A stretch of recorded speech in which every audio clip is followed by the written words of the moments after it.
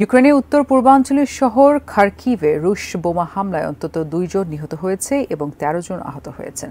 Telegram managing app governor ওয়েলে সিনিয়েহুভ বলেছেন, আহতদের মধ্যে 4 জনের অবস্থা গুরুতর। ইউক্রেনের দ্বিতীয় বৃহত্তম শহর খার্কিভ এবং আশেপাশের অঞ্চলে গত 10 মে থেকে হামলার তীব্রতা বাড়িয়েছে রাশিয়া।